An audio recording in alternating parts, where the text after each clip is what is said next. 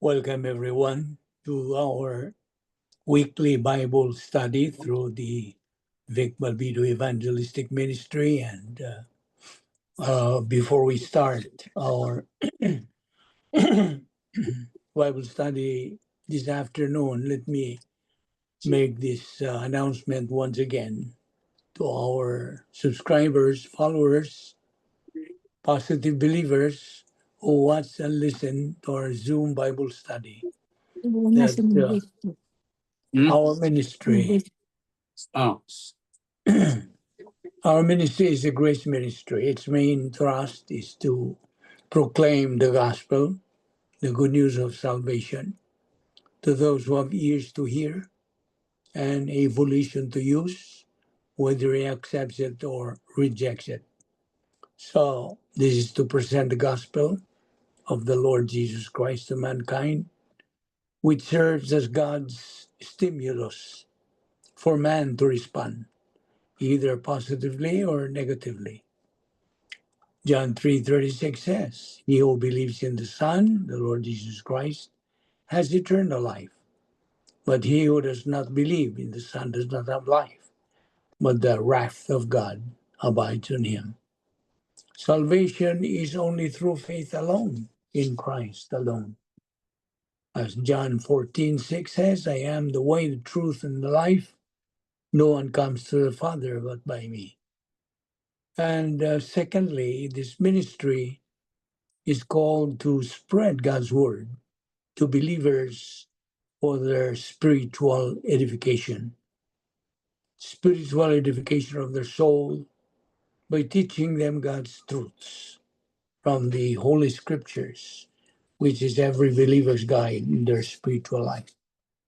And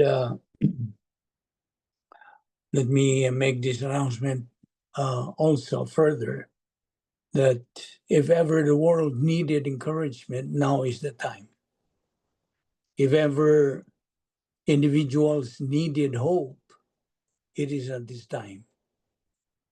God, in His mercy, has placed the Vic Balbido Evangelistic Ministry as one of the means to deliver His message of hope and comfort in the midst of the deplorable global situation. The Bible stands as the only true message of hope and comfort. It alone carries the words God has written to mankind for our salvation and our peace. God perfectly knows those who have trusted in Christ as their Savior. God, the Holy Spirit, has used the proclamation of the gospel as a vital component to accomplish His work of salvation. So the main thrust of this ministry is to lead people to Christ and to lead believers to make Christ real to their lives, not to lead people to a religion. And furthermore, this ministry does not subscribe or is never affiliated with any religious organization. In fact, it is purely autonomous and independent, only dependent on what the Bible says. It is then our prayer that God may continue to allow His word, the gospel, to have free course in the entire world, according to 2 Thessalonians 3:1. The word of God is alive and powerful, sharper than any two-edged sword, piercing even to the dividing asunder of the soul and the spirit and of the joints and the marrow, and is a critic of the thoughts and intents of the heart. All scripture is God-breathed and is profitable for doctrine, for reproof, for correction, for instruction in righteousness, that the man of God might be mature, thoroughly furnished unto all good works. Study to show thyself approved unto God, a workman that needeth not to be ashamed, rightly dividing the word of truth.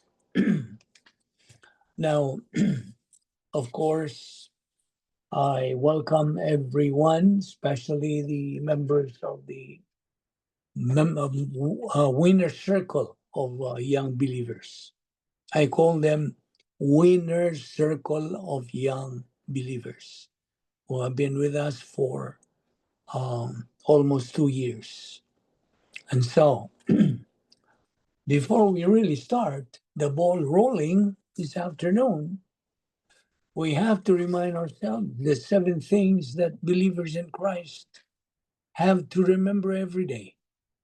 God is our Father, Christ is our Savior, heaven is our eternal home, the Word of God is our guide in life, every believer in Christ is our family, the good news of salvation is our message, and our destiny is glorification of God. And we know we have been saved by grace alone, through faith alone, in Christ alone, through the scriptures alone, for the glory of God alone. Now, let us use the rebound technique now before we start our Bible study. Let us recall what the sins that we have committed today. Mental attitude sins, lingual sins, or overt sins. This will become barriers to our study if we do not name, acknowledge to God the Father. Therefore, silently, let us pray.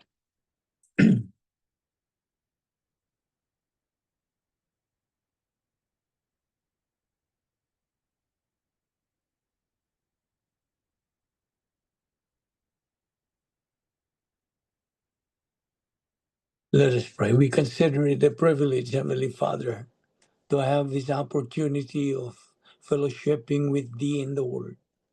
We pray that God, the Holy Spirit, will take a portion of what we are going to study today and make it a source of blessing and challenge, as well as contributing to our acceleration to the high ground of maturity. We know, Father, that without this, we have no real purpose to remain in this life unless we attain that stage of spiritual maturity. Since we have been given the logistical support of grace on which to do so, and therefore, may we fulfill that objective as we persist in our assimilation of your word. All this we ask in Christ's name. Amen. First of all, I would like to make a correction, by the way. Yes, the other week, I made some error about the exact verse that we have been talking about. I was struck by one of these verses. The verse is Jeremiah 29:13. So I would like you to make that correction because I mentioned the the verse I mentioned was Jeremiah 12:13. No, it should be Jeremiah 29:13, which actually says, if you truly seek me, you will find me. Okay?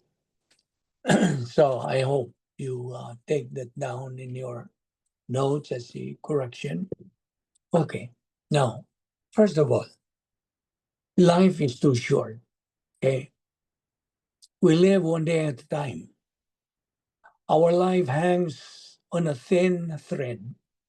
God can snap it at any moment when God's perfect time comes. That's why Apostle Paul in Philippians chapter 1 verse 21 says, "For to me to live is Christ, to die is gain."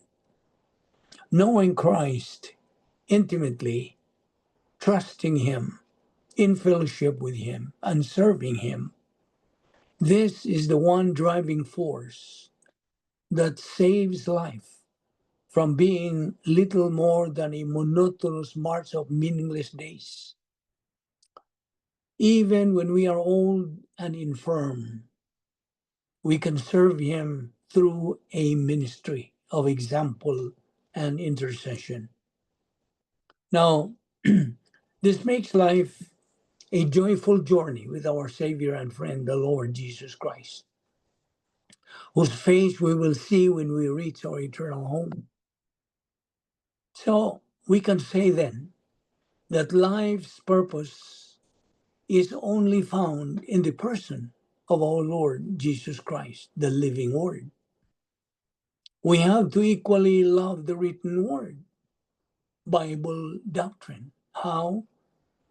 By studying the Word of God on a daily basis. That's the perfect method, the process to make Christ real to our life. So because life is fragile, and in fact, as we have seen in James 4:14, it says there, you are a mist that appears for a little while and then vanishes. So James likens our lives to what? Vapor. In Visayan, alisngaw, a mist. We are here today, gone tomorrow. You see, God has 7,000 promises in the Bible, in time, and that is grace. Besides, God has more promises in eternity. Meanwhile, everything in this world changes, right? Our skin changes begins to wrinkle gradually. Our bones get weaker. We are heading to old age. Every day we're getting closer and closer to our grave. You see, life is just a passage of time, but our soul will live forever. Nobody in our group is going to reach the next millennium of this 22nd century. We will all check out from this world one way or another within this century. Well, for me, I plan to wait for the rapture, but God's timing is always perfect. So we have to be ready all the time. How? By saturating our mind with the Word of God and applying it in our life. Let us count our blessings birthday by birthday. Now, for you, unbeliever, you have to appropriate to God's mandate to believe in Christ. That is the key to salvation and no other.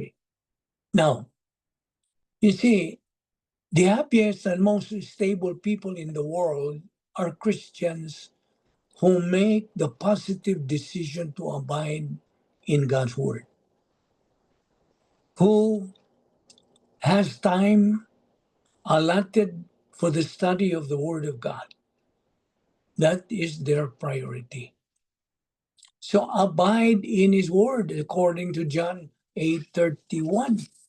You see, your attitude towards Christ determines your eternal future. Either you encounter Christ as Savior by believing in Him, or encounter Him as Judge by rejecting Him. You see, God's perfect will for you, believer, is found in Jeremiah. Back to Jeremiah, chapter 29, verse 11, which says, for I know the plans that I have for you, declares the Lord, plans to prosper you and not to harm you, but to give you a hope and a future. Imagine that. To prosper you, not to harm you, to give you a hope, to give you a future. That's why in Joshua chapter 1, verse 9, God's word says, have I not commanded you? Be strong and courageous. Do not be terrified. Do not be discouraged, For the Lord your God will be with you for wherever you go. In 1 Corinthians 15:58, it says also, so then, my dear friends, stand firm and steady. Keep busy always in your work for the Lord, since you know that nothing you do in the Lord's service is ever useless. So we have our time to study God's Word. And time is an expression of God's grace. We live one day at a time. That is grace. And we know that God's timing is always perfect. Our timing is lousy, you see. So my question now, if you are an unbeliever, being our main thrust, which is to spread the gospel, proclaim the gospel, may I ask you this very personal question. Do you have a purpose in life? Do you? You see, a person goes to school, then after going to school, he graduates, he gets a job, he works, and then marries, he buys a house, now he has a family. After that, what's going to happen? He retires. And after he retires, what's next? He dies. Okay? Now, my question is this all there is to life? You see, God created man in his own image, and God desires him to have fellowship with him. You have two things, capacity for fellowship with God and a will, ability and freedom to choose. So that's step number one. Okay, I'll give you step number one to this discovery. What is this discovery? Realizing the plan of God. The plan of God is to give you abundant life. John 3:16, for God so loved the world that he sent his only begotten Son, that whosoever believeth on him shall not perish but have eternal life. John 10:10, I have come that they might have life, and that they might have it more abundantly. Well, the plan of God are categorized into three: salvation, believer in time, and believer in eternity. Now, you should remind yourself the importance, the indispensability of Bible doctrine in your life. Now, I'm addressing this to you, a fellow believer, because the Bible doctrine that we are studying, as we have said, is the mystery doctrine of the church age. Now, Bible doctrine is the spiritual oxygen of every believer. It is manna, food for our soul, Matthew 4:4. It is a lamp unto our feet and a light unto our path, Psalm 119:105. It is our blueprint in life. It is the greatest antidote to any sickness or illness. It is alive and powerful, sharper than any two-edged sword. And without Bible doctrine in our life, there is confusion, misery, evil, weakness. In short, we become losers in life. You see? Now, so all these sicknesses, all these illnesses that are spread all over the world, it's because of our sin. Now, God has a message to man because of this. Let's always remember the principle that Christ controls history. But think that God is just ignoring all this? No, he is not. He is not ignoring it. He is not out of the picture in it. In fact, he is in it. He is right there in that sickness or illness, maybe cancer or what. You see, God is just tapping his foot, watching and observing believers, how they respond or react. You see, believers are supposed to respond, not react. Now, those believers who respond to it with divine viewpoint will remain what? Remain calm, peaceful, and relaxed. They are not terrified. They are not afraid. They are not paranoid. But those who react to it with human viewpoint will go berserk, what? Frenzied and crazed. They are panicky. This is the time for application of Bible doctrine. Every day, you see. This is the time that God is keenly observing, watching, and evaluating the doctrines that we have learned from the Word, whether it really has remained and we have retained. And now are we recalling them and applying them to this challenging and difficult time of our history. Faith, therefore, comes in, is what should be getting stronger in our soul. Faith cometh by hearing, and hearing by the word of God. That is Romans 10:17. Now, if you are positive to the word of God as a believer, you are a potential winner in life. Why? Because they are residing in the divine dynasphere with its 8 gates of the divine dynasphere. They have Bible doctrine in their souls. It's already intact, embedded in their cardia. They already have passed the 8 momentum tests. They are now spiritually mature. They have fulfilled the protocol plan of God. They have glorified God. And now they have historical impact. They are now invisible heroes. They are Nikao, overcomer, Agathos, winners. But for those believers who are negative, no desire, no love, no respect to the Word of God, they become potential losers. These are the loser believers. They are residing in the cosmic dynasphere. Cosmic dynasphere 1, arrogance complex, and cosmic dynasphere 2, which is the hatred complex. And they are called servants of Satan. They are controlled by their old sin nature. They are functioning and motivated by evil. All of them will only lead to evil. And so, the Greek word for them, they are foolos, useless. And so,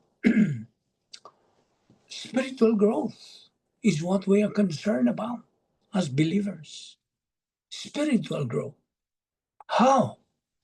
Well, what we're doing every Monday and Tuesday, studying God's Word. And of course, this is a supplement to what you're supposed to do every day, taking in Bible doctrine on a daily basis, regularly, consistently, and persistently. You see? And so, therefore, we have to prove ourselves to be doers of the word and not only hearers, deceiving our own selves, just as James chapter 1, 22 to 25 says. You see, the doer of the word executes the 3 spiritual skills. What are the 3 spiritual skills? Rebound, which is confession, Operation Z, and utilization of the 10 problem-solving devices. You see, a doer believer is an epignosis believer, not a gnosis believer. And you know what I mean. He metabolizes Bible doctrine. He functions in his Christian way of life. He is in his spiritual momentum, executing the unique spiritual life. And he is fulfilling the protocol plan of God for his life. You see, the Christian way of life is a mental attitude life.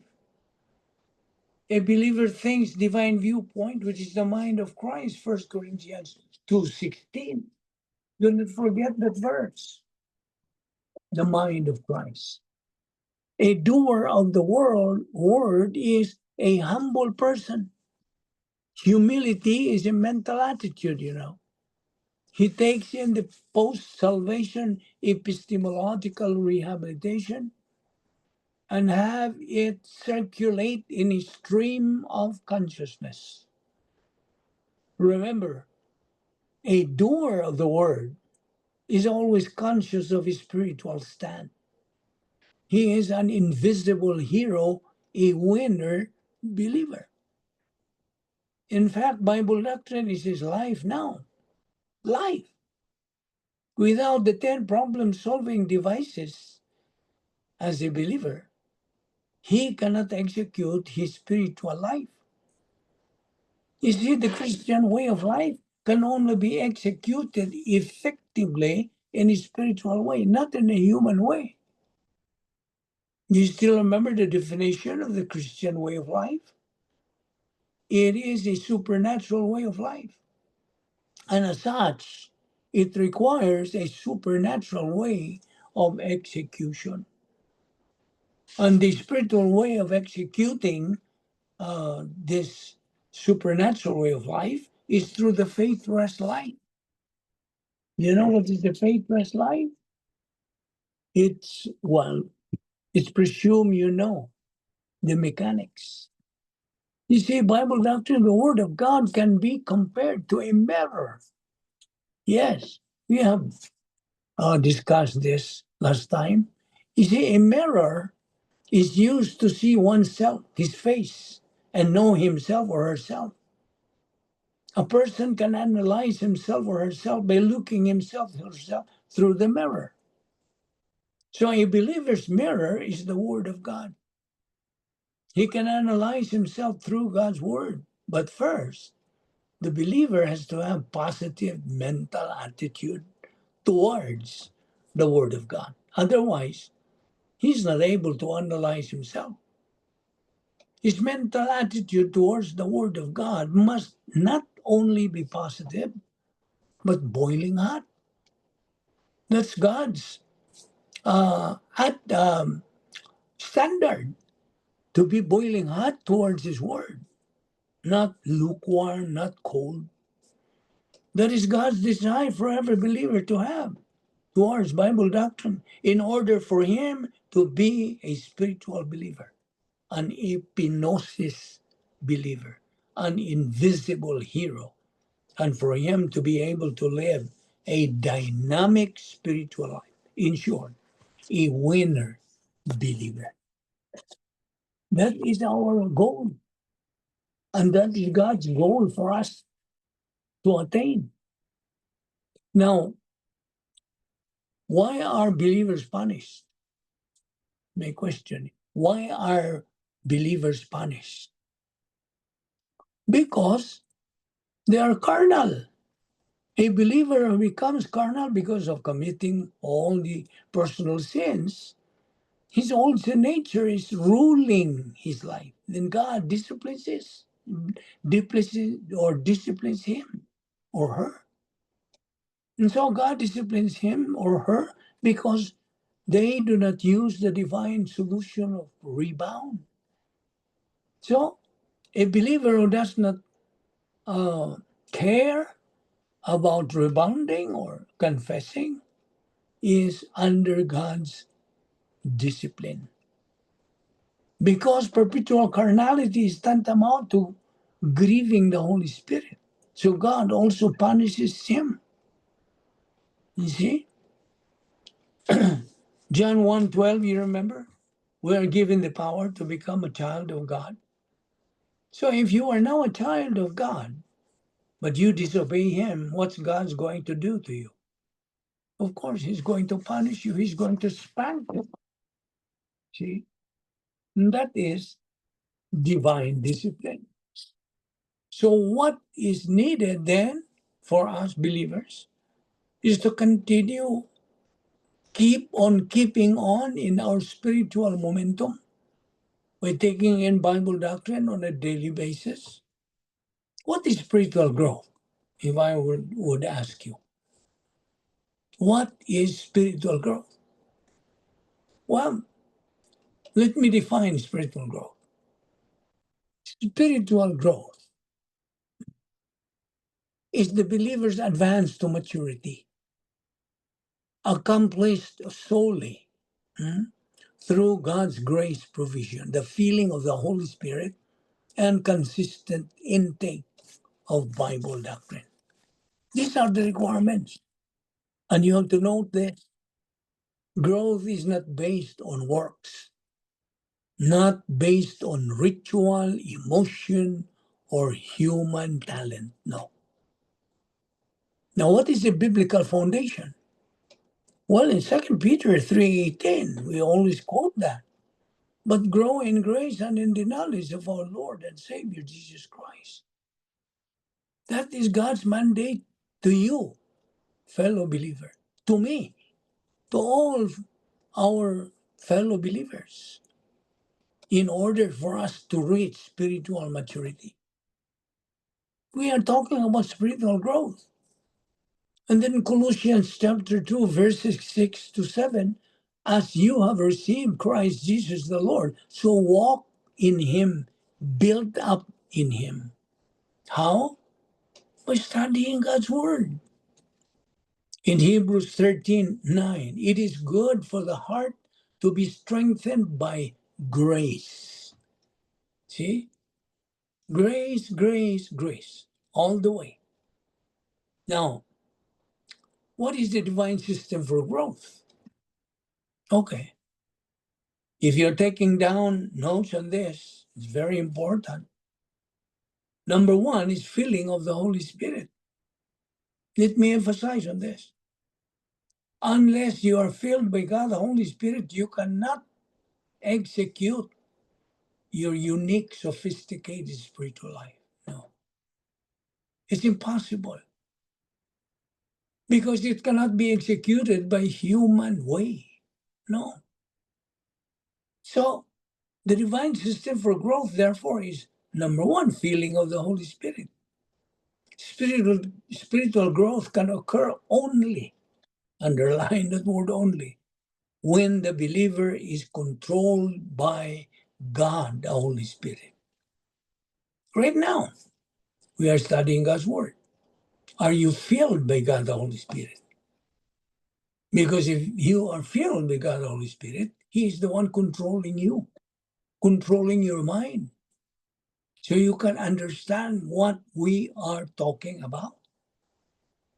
Now, what breaks fellowship? What breaks fellowship? It is sin. Confession restores it. 1 John 1:9. So number two now is the intake of Bible doctrine. What we are doing. See? Remember Operation PMA. What does it stand for? P, perception. M, metabolization. A, application. So this is Operation PMA. Perception, metabolization, and application of Scripture under Spirit teaching. What does Matthew 4:4 say? Man does not live by bread alone, but by every word that proceeds from the mouth of God. Now, Hebrews 4:2, what does it say? Well, doctrine mixed with faith produces profit. That's what it says. Now, there are hindrances to growth. What are they? Can you give me one? Hindrances to growth? Wrong doctrine. Wrong doctrine? Yes. What else? Neglect of doctrine. Okay. And one of them is legalism. Legalism is adding works to grace. What else? Emotionalism.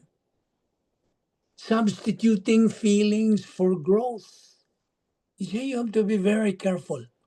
You know already from our past lessons that one of the essences of our soul is emotion. And that's why it's listed last, because emotion cannot think. It has no ability to think. It's only our mind, mentality. And so therefore emotionalism is being substituted for growth. You see, human energy is one of the hindrances to growth. Trying to live the Christian life by willpower. No, cannot be. And then the last that I've just mentioned a while ago, neglect of doctrine, failure to learn and apply God's word. These are the hindrances to growth. Now, what are the characteristics of growth? You know? Well, number one here is stability in thinking. What does that mean? Sound doctrine. Because once you have the sound doctrine in your soul, that is your guard. You see, it guards against deception. You're being guarded, protected from being deceived by so many false teaching nowadays. False teachers are what? Are going around, you see. Number two, capacity for life, love, and happiness. Growth enlarges the soul. See? Number three, spiritual momentum, persistence in the plan of God. Are you persistent? Number four is occupation with Christ. Focus shifts from self to the person of Christ. Don't think about yourself. Shift it from self to the person of the Lord Jesus Christ. So when we summarize this, spiritual growth is a grace process. Grace, gracia. God supplies everything that we need. Yes, we are supplied. God has never failed in his provision. The believer's role is to consistently receive doctrine under the filling of the Holy Spirit. So the formula here would be very, very simple. No grace, no growth. You see? No grace, no growth. And listen, being negative in the Word of God as a believer is self-induced misery. And as a result, God imputes divinely imputed misery because you are under discipline. You see? So I hope you can you learn something about that. That's very important in our spiritual life. Now, for you unbeliever, this is now addressed to you. Do you know what man is? Because there are so many people I know. Those who are listening to us in our Zoom Bible study are following us, learning gradually. And I hope you maintain that open mind. Be positive, because you can never learn the Word of God, the truth, unless you have an open mind. If your mind is closed and negative, and you still stand on your preconceived notions, then the Holy Spirit cannot enlighten you. Because there is already a block, you see. And so, let me explain to you about the basically what man is, okay? What man is before the eyes of God. Of course, in our dialect, unsa man ang tao sa tuwangan sa Diyos. Now, man, listen, man basically is vain. Vain at his best. He is a sinner. No good. He is evil. Evil thinker.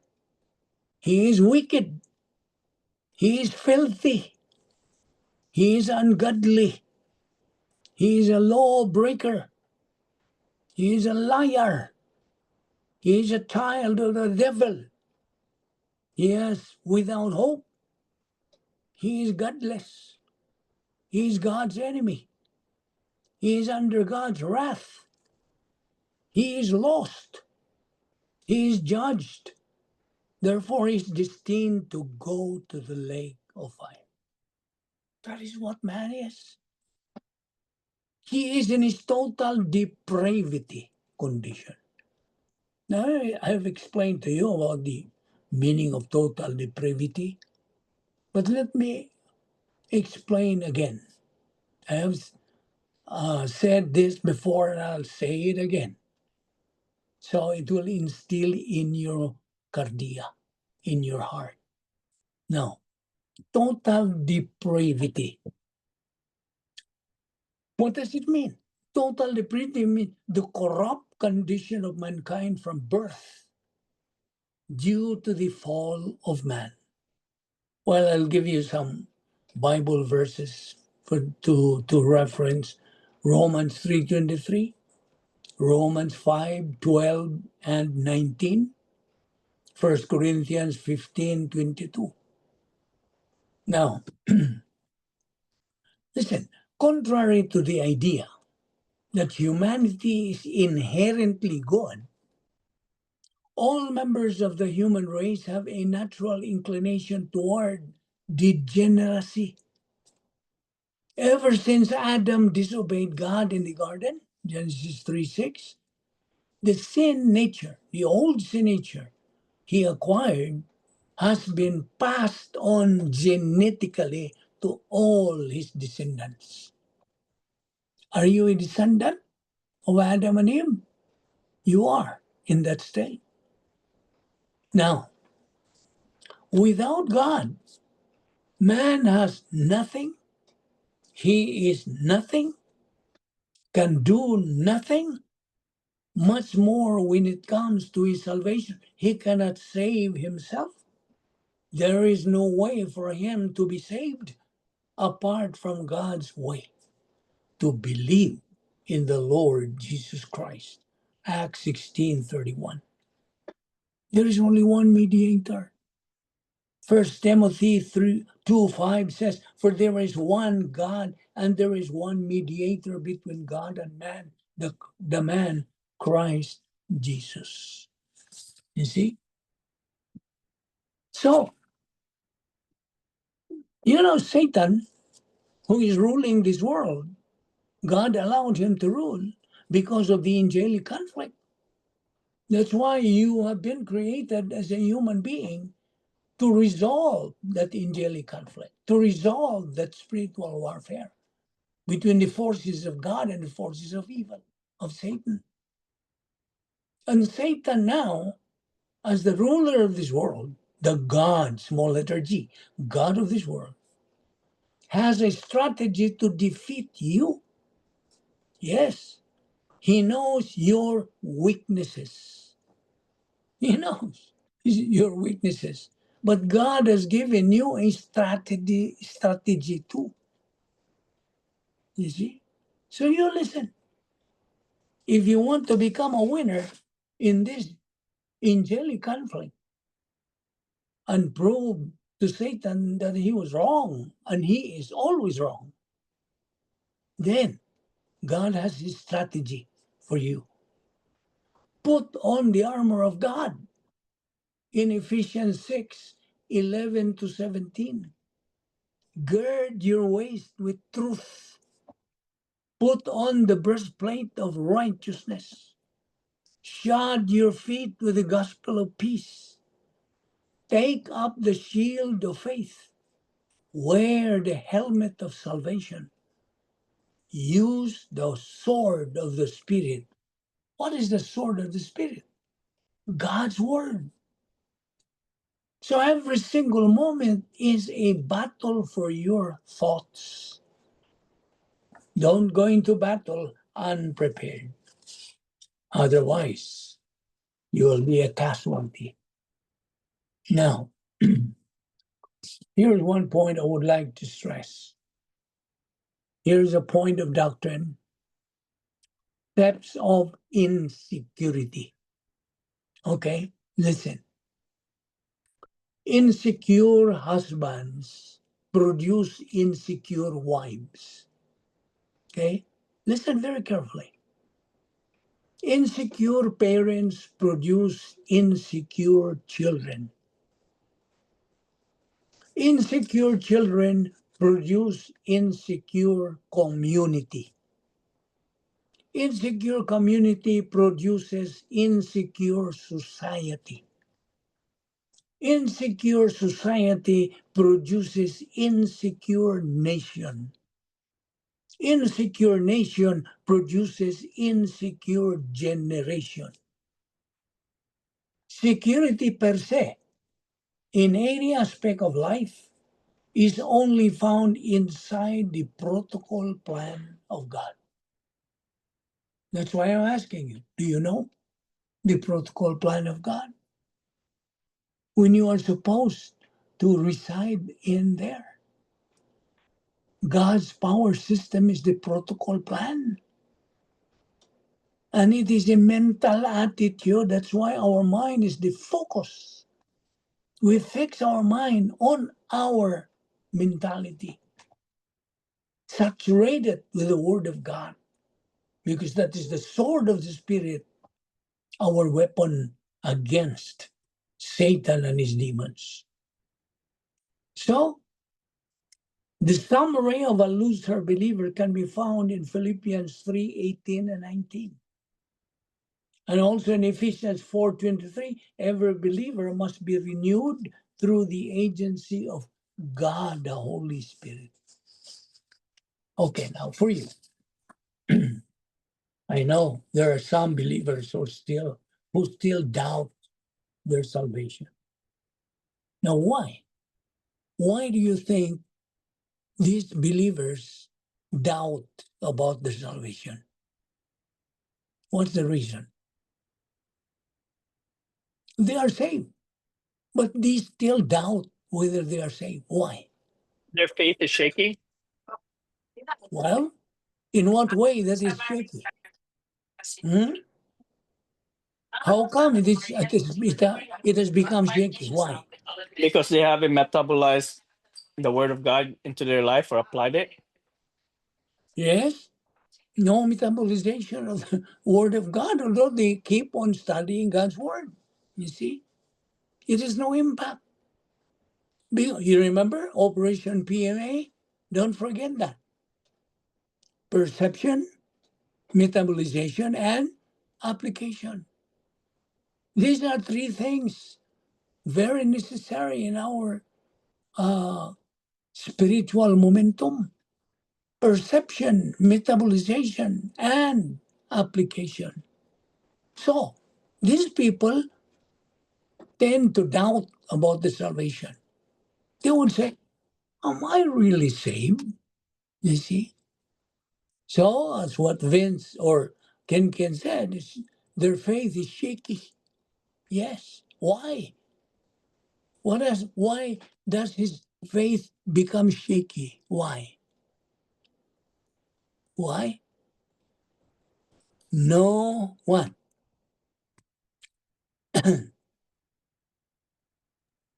It's not, Bible doctrine for him is just second in the list. It's not his priority. You see, that's why he is shaky. Now, okay, listen. Yes, I know there are some of you who still doubt about your salvation. Now, I encourage you to keep praying and searching the scriptures by attending and joining a church where the Bible is being taught by a grace-oriented doctrinal pastor teacher who has the gift to teach and who teaches accurately Bible doctrine. Don't forget that word accurately.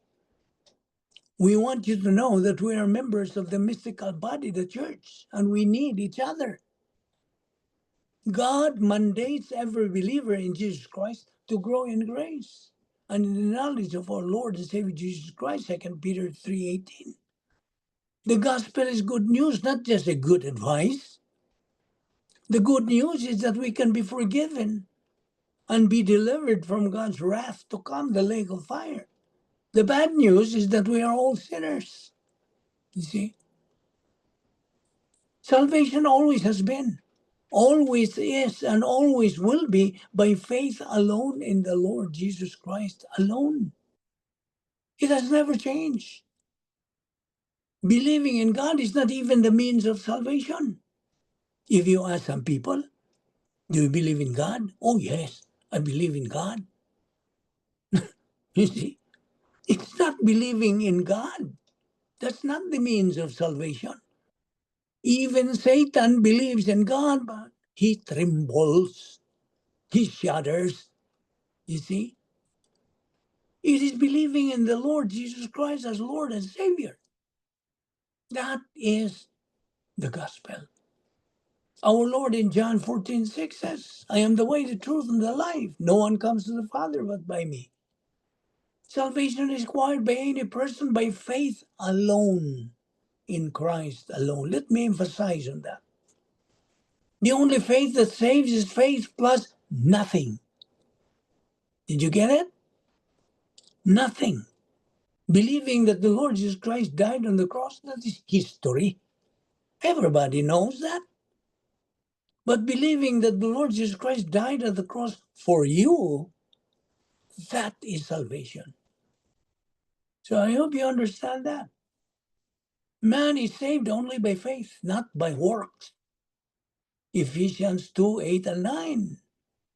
We have been saved by grace through faith, not of ourselves. It's a gift of God, not of works, lest anyone should boast. You see, if man could work for salvation, two things would be true. Number one, that God would owe it to him. Number two, that the believer somehow could brag that he had earned it from God. See?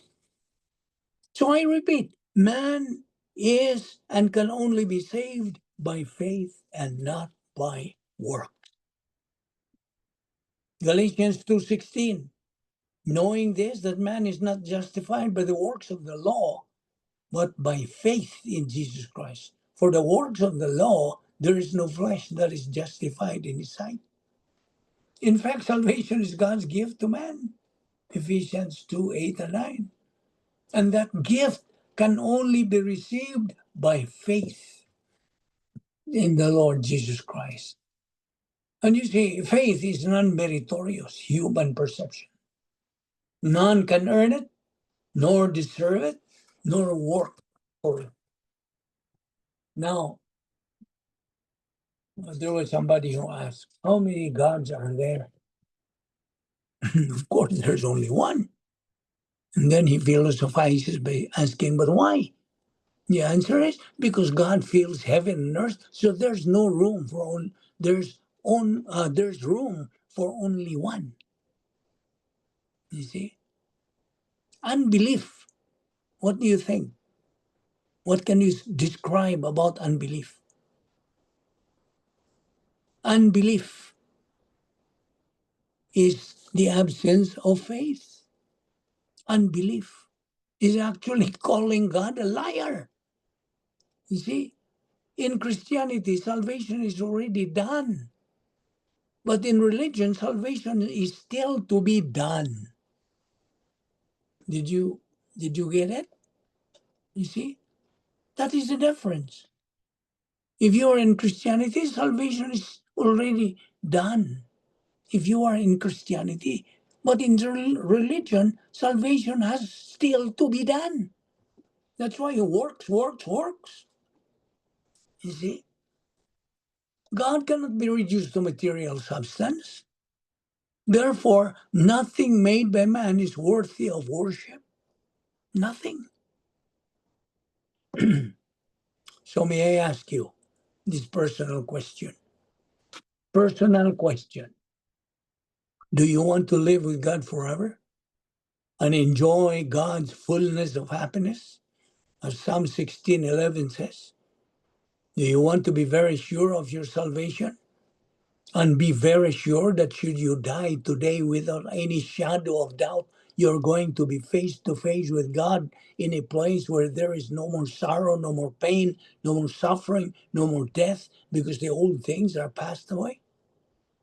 If so, all you have to do is what? To believe in Jesus Christ as your personal Lord and Savior. That's it. God didn't have to provide salvation. God did not have to provide salvation. He did provide it out of his own choice. That is the doctrine of salvation, soteriology. Actually, what is salvation? Now, I'm trying to devote our time on you, unbeliever. What is salvation for you? What do you understand by salvation? Okay, you who are believers, presume, okay? Assume that you are an unbeliever. If I ask you, what is salvation to you?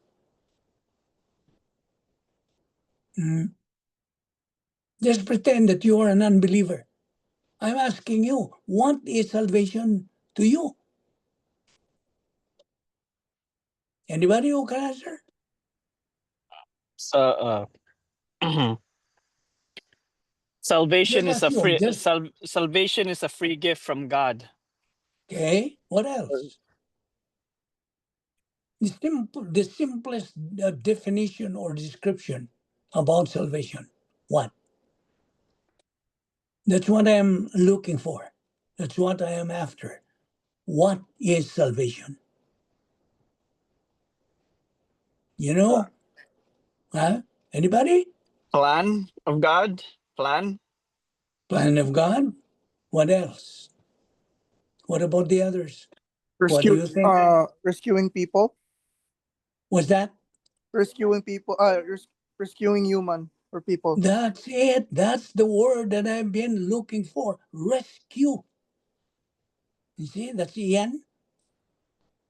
Is that Ian? Yes, yes, Lolo. Okay, good. Thank you, Ian.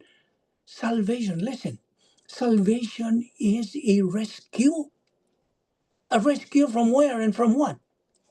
The wrath It is of a God. rescue from man's deplorable and miserable state, because you are totally separated from God because you are a sinner.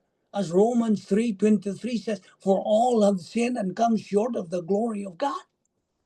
You see? Rescue. That's the meaning of salvation.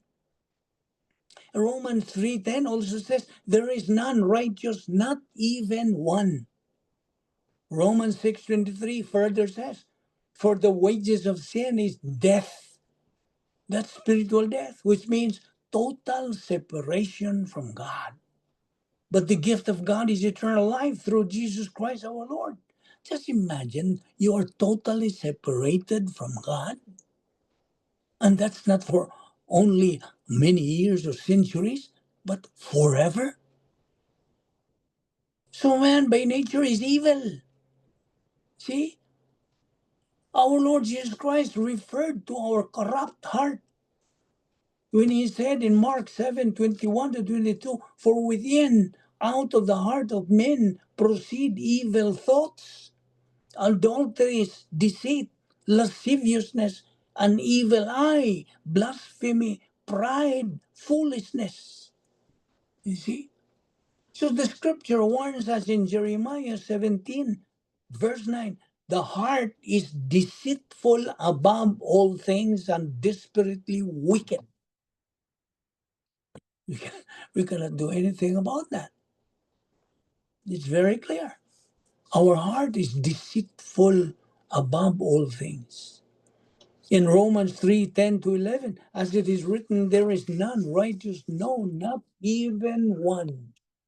There is none that understandeth. There is none that seeketh after God. What is man? By nature, evil. Man has been in constant violation and disobedience to God's mandates. Can you give me some of these violations? Well, I'll give you one. The Tower of Babel. People during the time wanted to reach God through their own human efforts.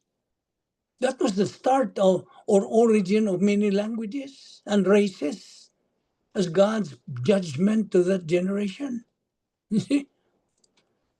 The making of the golden calf to be worshipped that occurred during the giving of the Ten Commandments by God to Moses.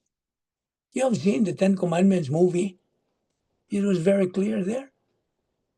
Now, during Noah's Ark, how many years Noah preached the gospel? How many years? 120, 120. 120 years, yes. He preached the gospel for 120 years, but the people were negative, lethargic, recalcitrant. Binuangan pa nila si Noah. See? What else? During the Exodus generation, Moses was the leader. Moses himself killed a Jewish man. Nakapatay pa yun si Moses. What else? Jonah, who disobeyed God to go to Nineveh to preach the gospel. That's violation. Ano pa? Gideon's unbelief in God's mandate. Kinis Gideon even went to the extent of testing God. Iya pang itestingan ang Diyos. Imagine. What about David? Ano ba yung sala? What was David's sin? Sexual sin with Bathsheba. You see? What about the chosen people, the Jews? They failed to be the custodian and preacher of the word of God and many, many more. Therefore, man is inherently bad and evil. Kita niyo? Although modern psychology assumes that man is basically good at heart, but our Lord Jesus Christ pinpoints the human heart as the source of our evil. For from within, out of the heart of men, come all sorts of sins and iniquity. Our Lord Jesus Christ is the only Savior of the world. He was the only perfect member of the human race. He was the only perfect member. So, for you unbeliever, come to Jesus. Come to him because he is the Christ. Come to him because he is the eternal Son of God, the Lord of glory. Come to Jesus because he is the Lamb of God who takes away the sin of the world. Come to him because he is the high priest appointed by God. Come to him because he who once humbled himself is now risen from the dead. Come to him because he is good and merciful. Come to him because he is coming again. Very soon he's coming again. Therefore, believe on the Lord Jesus Christ, and thou shalt be saved. You see, our Lord Jesus Christ is the only way to heaven. All other roads are detours to doom. There are only two beasts to choose from. Duha lang kabi, to believe or to burn. Papiliyon ka. Just believe and you get saved. Or you reject, you burn. You see, life is just a passage of time. We are here today, gone tomorrow. Maybe this is your last time to hear the gospel. This could be your last, because tomorrow is not promised. You see? And life, as we have said, is fragile. It hangs on a thin thread. God can cut it off at any moment. The way up is the way down. One with God is a majority. Now listen, for you, members of the winner's circle of young believers, remember, if you are the only believer in your family, listen very carefully. If you are the only believer in your family, believe on this principle. One with God is a majority. You are a majority. Even if you are the only believer in your family, the rest are unbelievers. I hope you got that down, that you wrote that down. Remember that every time God promises a thing, that thing is always guaranteed. When he says, believe on the Lord Jesus Christ and thou shalt be saved, that's it. You will be saved. He's not a liar. Don't make him a liar. So, salvation, remember, salvation always has been, always is, and always will be by faith alone in Christ alone. Acts 4:12 declares, salvation is found in no one else, for there is no other name under heaven given unto men by which we must be saved. Man is saved only by faith, not by works. Salvation is not the following. Listen, if you believe you are saved because of this, I'm sorry, you are not. Salvation is not the following: by being baptized, no, by being a member of a church, by following the golden rule, by living a good life, by raising your hands, warawara ka, by walking down an aisle, inviting Christ into your heart, by doing good. These are things that do not save you. Or by following the Ten Commandments, maybe. By forsaking your vices. By feeling sorry for your sins. Remember, salvation is only by believing in Jesus Christ. If you don't believe, you make God a liar. You are the product of your decision. And you're not destined for heaven. You're destined for the lake of fire. We're not making this up. It's in the Word of God. And then in the lake of fire, which is your destination because you rejected the maximum love of God. He sent his only son to die for you, and yet you reject him for what he did at the cross, purchasing all your debts, sin debts. He paid it in full. In the lake of fire, where you are destined to go, there is a horrible future. There is total darkness forever. Listen, in the lake of fire, there is total darkness forever. There is eternal loneliness forever. There is eternal unhappiness forever. There is eternal frustration forever. There is eternal exasperation, anger forever. There is suffering for all eternity. There is no chance of escape whatsoever. Okay? Now, may I ask you, what is the worst kind to die? To die of car accident? To die of cancer? What? What is the worst kind to die? Answer me. To die an unbeliever. Yes. That is the worst kind to die. Why? Do you know why? And you know already why. You see? Because your future is horrible. That's why. That's the worst kind to die. To die as an unbeliever. And in fact, God has already prepared a funeral plan for unbelievers.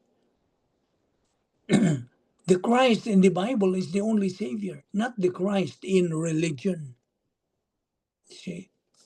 You see, the worst thing that could happen to any member of the human race is to believe what religion teaches.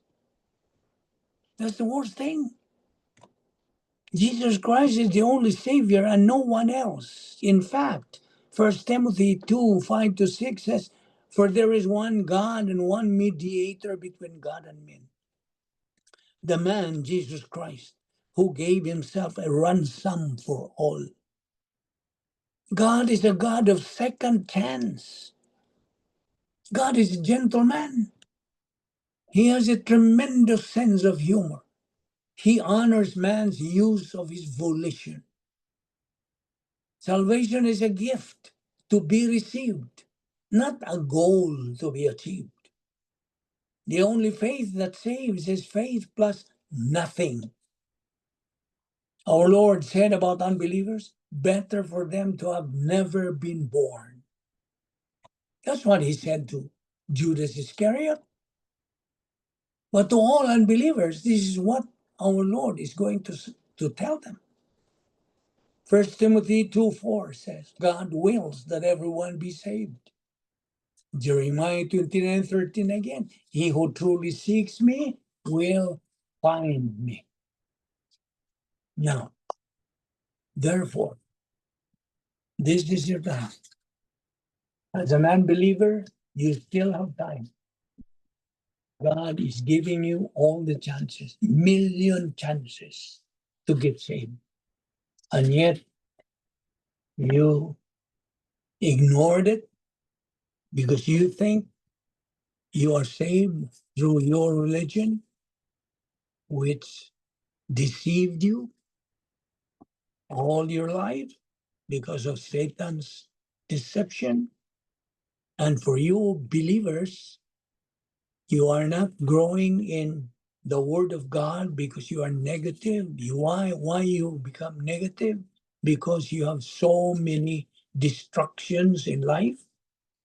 You are distracted by so many things. That is Satan's strategy to distract you. So you will not study God's word and not grow eventually and become carnal and reversionistic. And so you become useless to God. And so when you check out from this life, then you have no reward when you go to eternity. That's why God's word always reminds you, believer, fellow believer, renovate your mind. Spend time with confidence. Apply the post-salvation epistemological rehabilitation. Rehab. We need a rehab spiritually. Prioritize God's word. Live in the light of eternity. Be occupied with the person of Christ. And you must be in the right place at the right time with the right attitude. You have to do things as unto the Lord. You should have been, that should have been second nature to you now as believers. You develop capacity for life. Imagine attaining that stage, capacity for life, capacity for love, for blessings, and all of those. In other words, you have the capacity for life. You know how to live right, the Bible way, God's way. And so you develop your personal sense of destiny.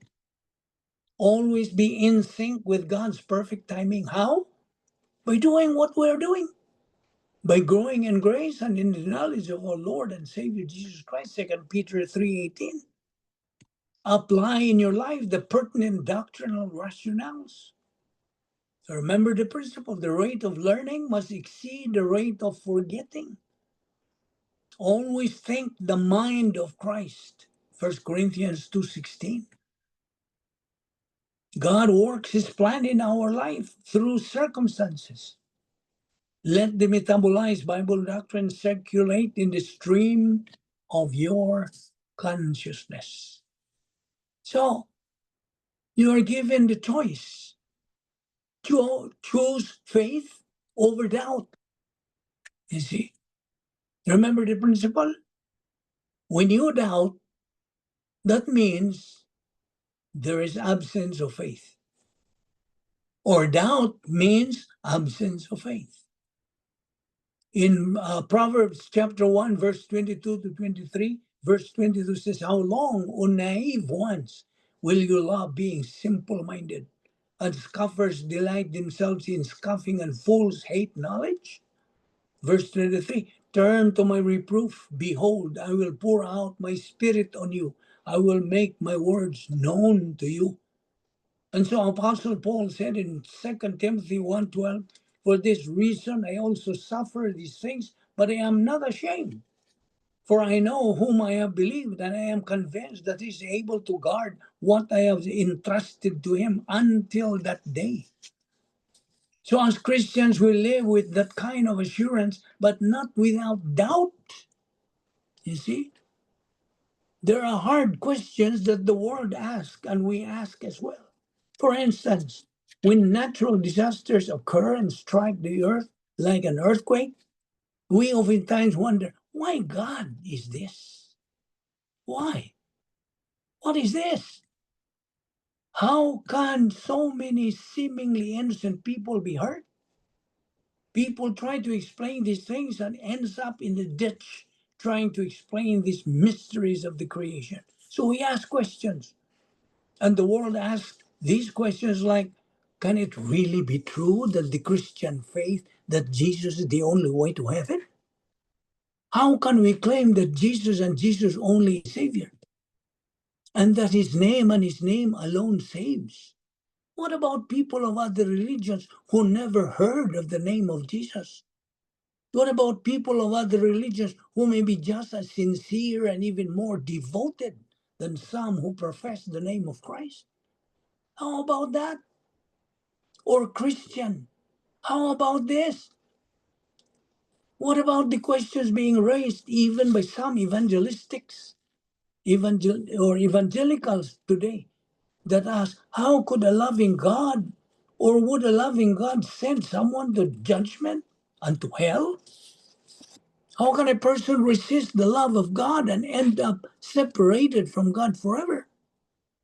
How could it be possible that people suffer? That there is cancer, that there are little children who have unexplained illnesses, young men and young women struck down at the prime of their life. We ask these hard questions, and we're willing to not only ask, but to seek God's word to answer these questions. On a personal level, maybe you doubted when you prayed, but nothing seems to happen. And the one you prayed for died, or is still sick, or perhaps a prayer for your marriage and it's still blowing apart. On and on and on. We can go on with questions. These kinds of questions that we just cannot ignore. In fact, the scripture says that we are to be ready to give a reason for the hope that is in us. Certainly, there is evidence to believe. There is reason to believe, and we can believe confidently. But in order to do that, we must be willing to deal with our doubts.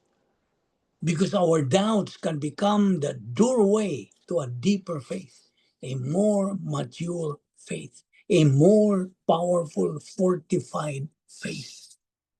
So in Proverbs 1, verses 22 and 23, we see here that there are scoffers, doubters, skeptics, mockers, unbelievers, and fools that hate knowledge. You see, there's a difference between an honest doubter and a dishonest doubter. An honest skeptic and a dishonest skeptic. An honest doubter, skeptic, does not know but wants to know. He would say, Lord, if you're real, show me your truth. God, if your word is literal true, teach me your truth. God, show me the way. The Bible says, if you truly seek me, you will find me. Jeremiah 29:13. That's an honest doubter. And God is not afraid of our doubts. God is not intimidated by our hard questions. On the other hand, there is also a dishonest doubter. He is someone who doesn't know and doesn't care to know. He doesn't want to know. So often, as a smokescreen, a bogus excuse for a life without God. So he lives without God. So often, the problem with unbelief or doubt is not a mental exercise or a mental problem, but is a moral problem. Jesus spoke of an evil heart of unbelief. But unbelief and doubt are different in that unbelief refuses to believe or respond, but doubt is questioning. Doubt is wondering. So the scripture says, if you turn at my reproofs, verse 23 in Proverbs 1, behold, I will pour out my spirit to you. What is an example of honest doubter? Thomas, one of the 12. But I believe in Jesus and I love Jesus. Jesus said, I am the way, the truth, and the life. No one comes to the Father but by me. So, we believers have a responsibility, a duty to the world. Through God's word, God mandates us. We believers in Christ are to preach the gospel to everyone and leave the results to God. We sow the seed, God causes the growth. And Charles Spurgeon, remember, once said, the greatest of all miracles is what? You remember? It is the salvation of a soul. That is the greatest of all miracles. God's will is that you be saved. I'm addressing again to you, unbeliever. It is God's will that you be saved, delivered from sin and death and judgment and hell. That's what the word saved means. See? God is willing that you be saved. God wills that you repent.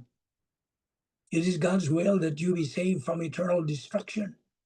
This is the will of God. So much is it the will of God that He planned the plan of redemption. Remember the three phases of God's plan? Salvation, believer in time, believer in eternity. You see, religion is God's enemy or the enemy of Christianity. You see, religion, no religion is selling hell. No.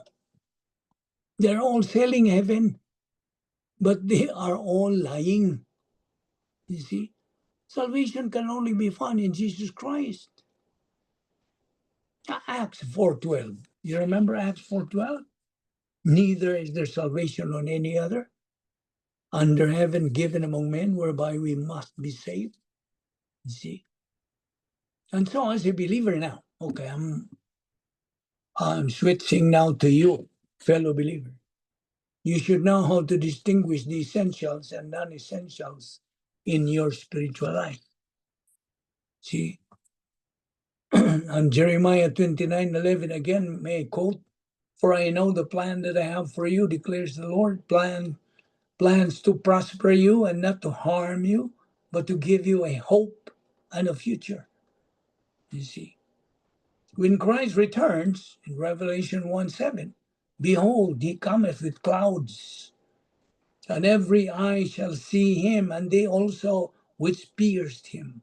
And all hundreds or kindreds of the earth shall wail because of him. Even so, amen. Now, of course, we stand on the doctrines that we always mention before we start our Bible study. We only depend on the scripture, sola scriptura. You remember, sola scriptura is a Latin phrase which literally means scripture alone. Scripture alone is sufficient for Christians.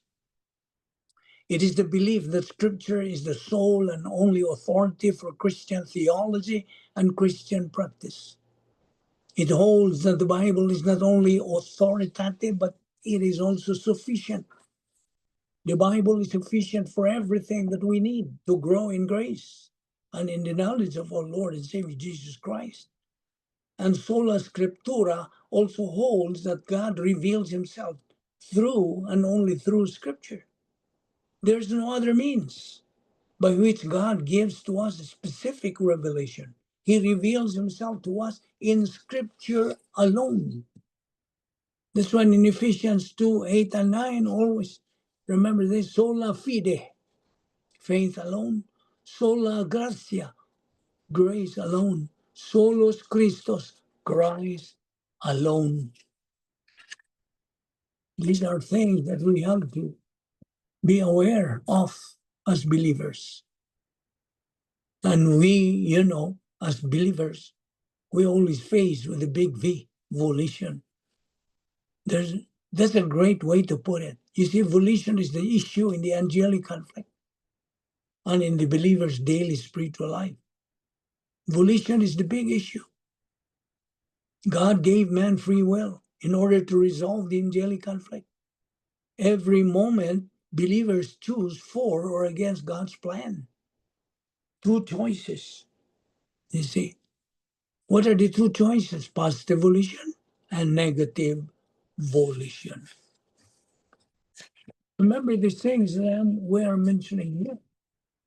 And you have to be staying all the time, as possible, inside the protocol plan of God, otherwise called operational divine dynasphere.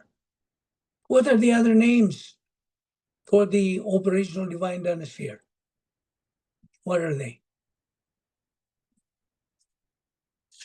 Remember? What are the other names aside from operational divine dynasphere? Well, I'll give you an example. The protocol plan of God. What else? You already forgot? What other names? Because there are other names for operational divine dynasphere. The very place we're supposed to stay as believers. Operational divine dynasphere. What are the other names? One is the protocol plan of God. What else? A believer in time. No, the other name. Well, of course, you are a believer in time, but what I mean is the other names for divine dynasphere. One is the protocol plan of God. What else? Love complex. So many. What else? God's power system. What else? The Christian way of life.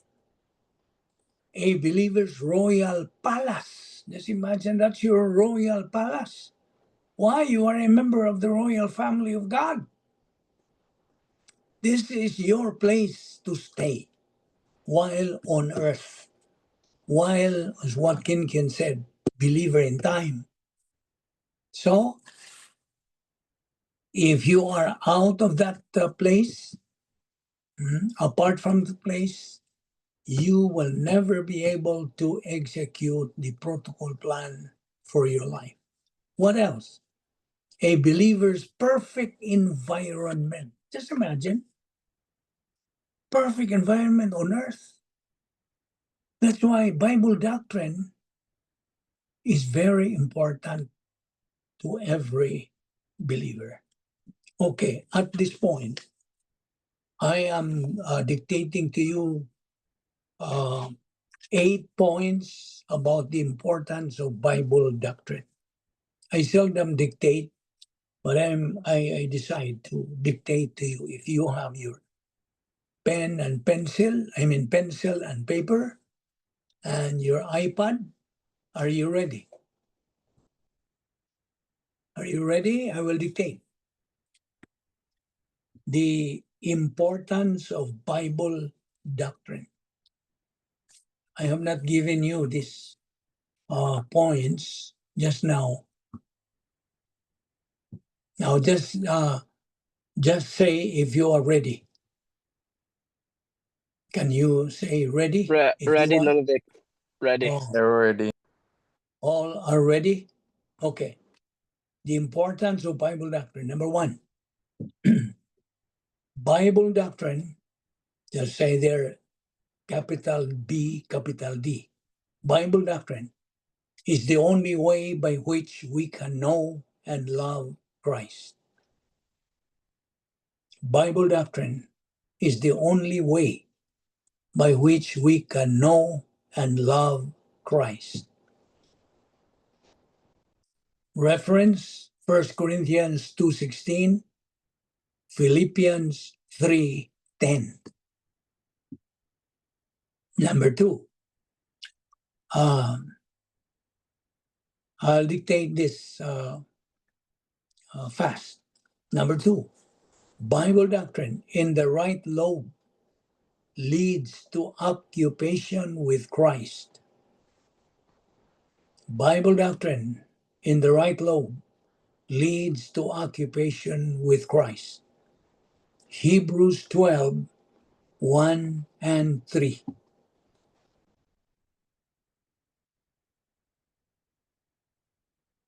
Number 3, Bible doctrine is perceived under the principle of gap. Bible doctrine is perceived under the principle of gap, G-A-P. All cap, J-E-P. Grace apparatus for perception, and produces confidence in phase 2. And produces confidence in phase 2. Job 5:24-27.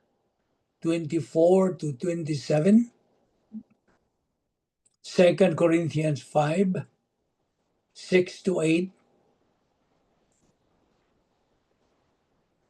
Okay, number 4. Bible doctrine in the right lobe is the source of the divine viewpoint. Bible doctrine in the right lobe is the source of the divine viewpoint. Isaiah 55:7-9, 2 Corinthians 10:5.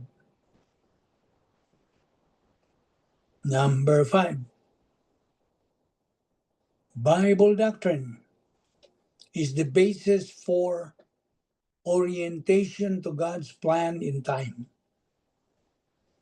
Bible doctrine is the basis for orientation to God's plan in time.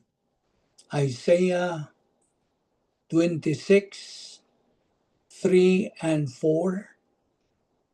Isaiah 28:29, Romans 8:28.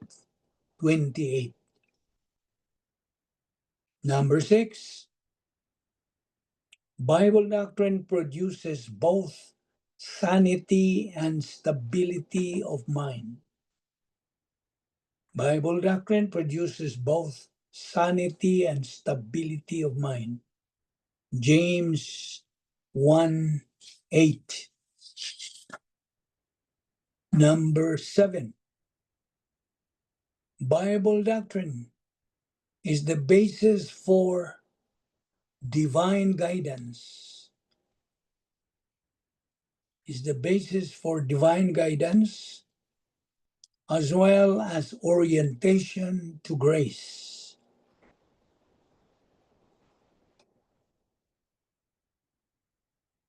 Romans 12, 2 and 3. And the last, number 8, without Bible doctrine, Satan corrupts the minds and souls of believers. Without Bible doctrine, Satan corrupts the minds and souls of believers. 2 Corinthians 11, 3.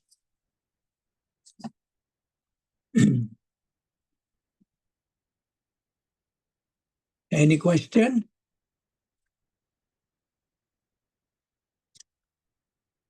Did you get it? Did you get the 8 points? Yes. Yes, Ludovic. Okay, very good. Is there any question now? Now, unsa tong usa ka verse atong first one?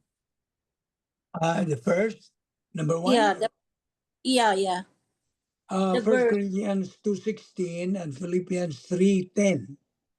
1 Corinthians 2:16. Okay, thank you. So the rest, you got it? Yes. Okay, good.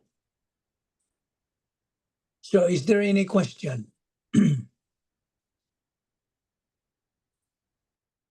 We will continue our discussion tomorrow. And we have a special discussion this coming Wednesday, I think. And if you are ready also to join, you can, if you want.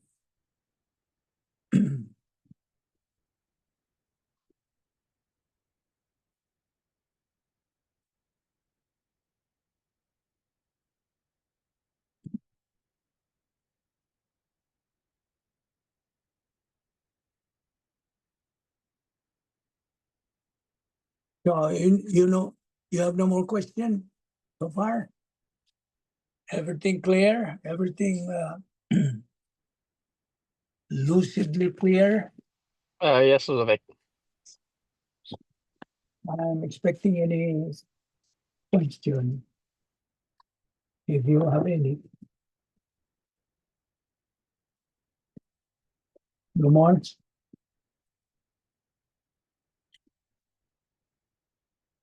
So,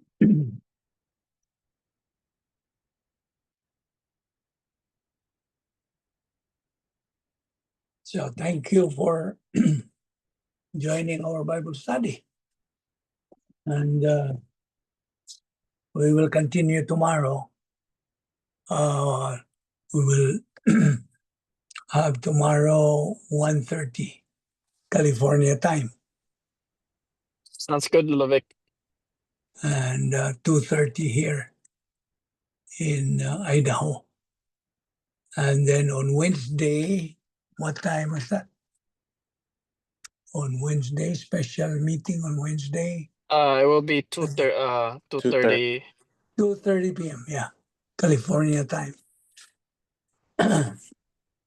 Any other question?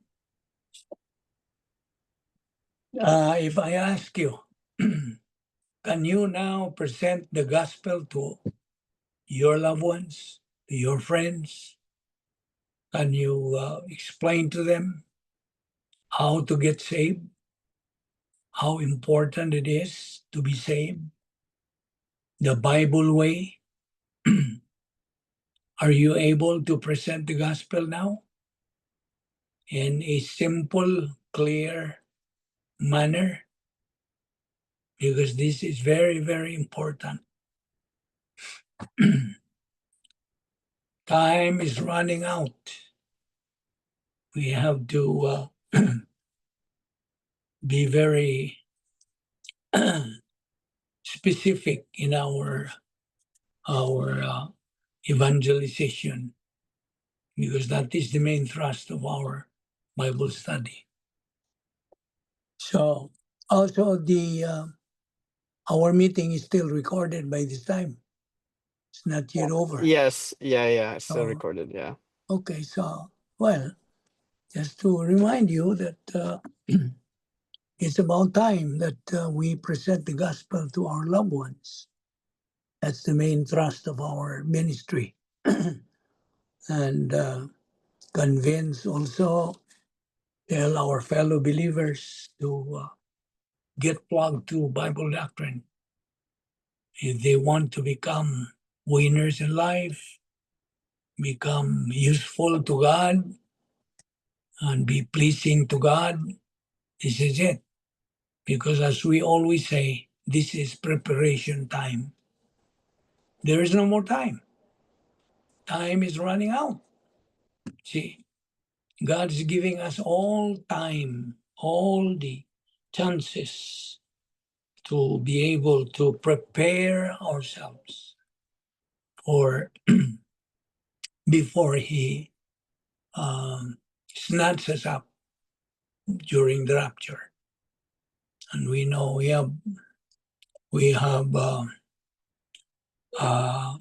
are convinced that we belong to the raptured generation.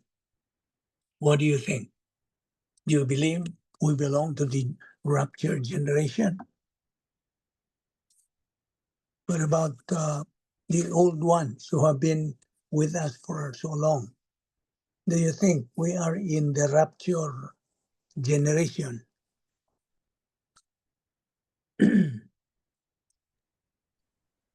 You are not sure?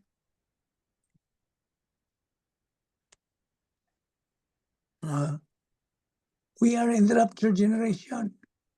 Of course, we cannot predict exactly because it is God's timing, not ours. We depend on God's timing. He has His timetable when to take us home during the rapture. But it is imminent. You know what's the meaning of imminent? It will surely come. See? It will imminently come. We cannot argue with that. That is in the Word of God. So we have to continue in our assimilation of Bible doctrine. It's the only way that we can get ready, be prepared, because we are supposed to be prepared and disciplined group of people, being members of the royal family of God. Imagine, members of the royal family of God. That's something. And I know when you talk about this to your friends outside, they will be shocked. What? Royal family? You see, what we are talking about is one of the mystery doctrines of the church age. I've been telling you guys that our dispensation is a unique kind of dispensation. The mystery, the mystery age. Okay. So if there is no more question, we will pray to close our session this afternoon. Let us pray. Heavenly Father, we thank you for this opportunity of studying your word so briefly. We pray that you will challenge us, motivate us, bring us once again to this place as we continue plugging in your word. We thank you, O Lord, for clarifying to us that this is the time to prepare, to get ready, because you said in your word that you only use believers who are prepared. And so we are preparing ourselves for your use, because you are not after the ability, but you are after the availability of our time. Thank you, O Lord, for the ministry which we do not deserve. I pray for this attendees who are boiling hot in their attitude towards your word, that you will challenge them, continue to be a blessing to their loved ones, to their friends, to their co-employees and co-students, wherever they are.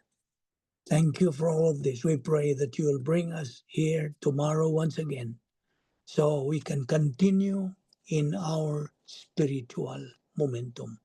All this we ask in Christ's name. Amen. Amen. Thank you, Lolo Vic. Thank you. Thank you, Thank you. Robert. Thank you, John. Okay. Thank you, Thank you, Ian. Nom. All right, Thank thank you. See you you. tomorrow. Thank you, Lulubek. Thank you, Si Ian. Ian. Diba? Oh, Ban. Okay. Ian, napos Ian dia? To sa Kasi, other one. ah, Yeah, di ha. Sige, di ha. Yeah. okay, si Ruby. Kumusta man? Okay ra. Okay, Okay. so, do you all see you tomorrow? See you tomorrow. Take care, Lolo Vic. Hi, Uncle Okay. Evan. Bye-bye. Bye, Bye. Vince. Sevens. Take care, Vince. See you All right, you tomorrow. guys take care. Bye. Take care. You too. Bye. Bye-bye.